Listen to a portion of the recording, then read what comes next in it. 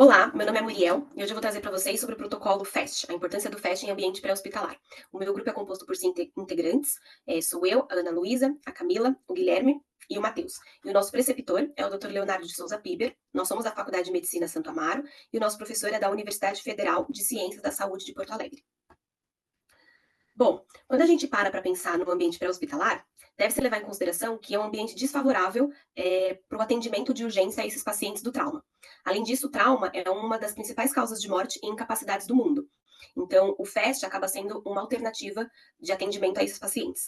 FAST nada mais é do que uma sigla em inglês, que significa Análise Focada com Ultrassonografia para o Trauma, e ela apresenta vantagens significativas em termos de acessibilidade e eficácia no manejo, né, e na conduta desses casos críticos.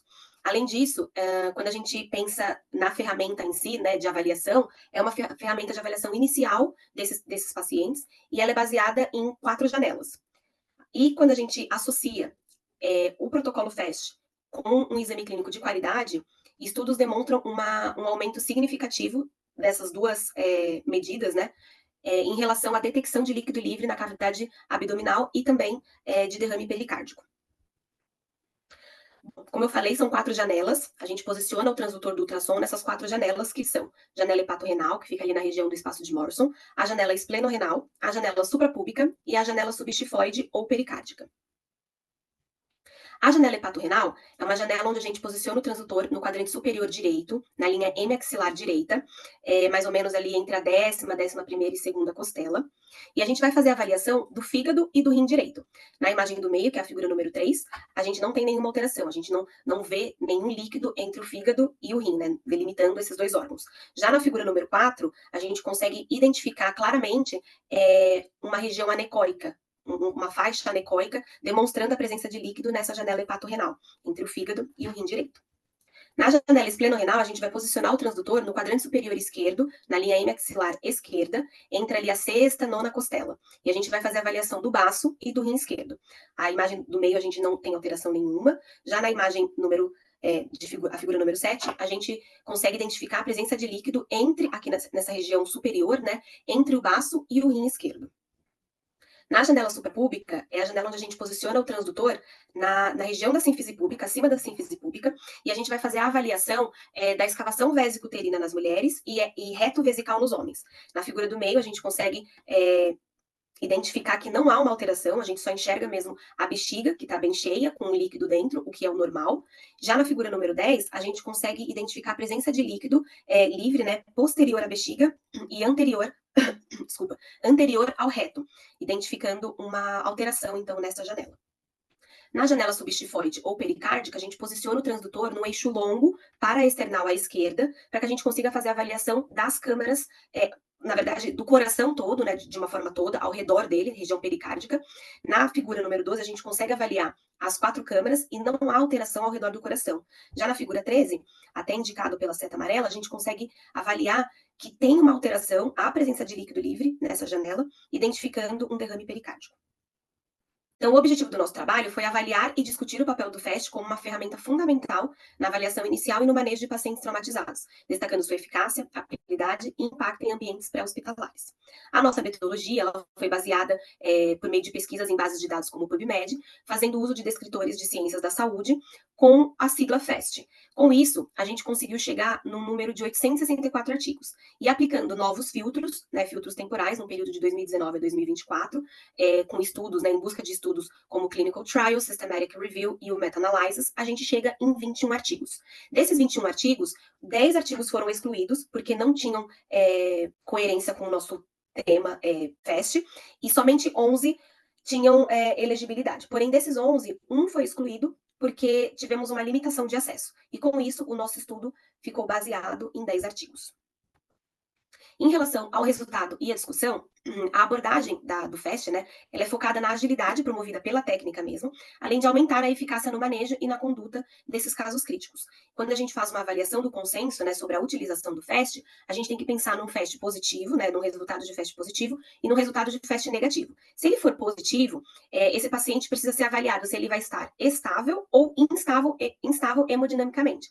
Se esse paciente se apresenta estável, esse paciente consegue ir direto para a tomografia, visto que a tomografia é padrão ouro para pacientes pacientes traumatizados. Então, dessa forma, ele consegue ser encaminhado para a tomografia e realizar o exame de imagem. Se esse paciente tiver FAST positivo e se apresentar instável, ele tem que ir direto para o centro cirúrgico para ser abordado e as condutas específicas, né, importantes para o quadro dele sejam feitas o quanto antes. No caso de um FAST negativo, acontece a mesma situação. A gente precisa avaliar se o paciente apresenta-se estável ou instável. Se ele se apresentar estável, então ele vai ser somente observado através da tomografia. Se o paciente estiver instável, a gente tem que levar em consideração que, embora o FAST tenha dado negativo, o paciente apresenta um quadro instável, então pode ser que ele tenha outras alterações, como talvez um outro sangramento numa região extra-abdominal, ou qualquer outra alteração que não foi identificada no FAST que precisa ser investigada, ou então ele precisa ser encaminhado para o centro cirúrgico para que seja abordado o quanto antes. Além disso, como já dito anteriormente, existem várias vantagens em relação ao FAST no ambiente pré-hospitalar. Além das vantagens que já foram ditas, a gente traz também a questão do tamanho do equipamento, a sua portabilidade e a capacidade de avaliar as lesões de forma mais efetiva e mais rápida, e que, de certa forma, a gente coopera para uma tomada de decisão, a melhor decisão que a gente consiga dentro do quadro que a gente tem com aquele paciente. Além disso, muitos estudos também trazem que há um benefício, né, de se fazer o FAST em crianças, visto que não há utilização de radiação e que essas crianças não seriam submetidas à tomografia. Então, a gente evita expor essa criança à radiação, visto que elas estão em desenvolvimento ósseo e elas podem ter uma alteração quando colocadas no ambiente com radiação.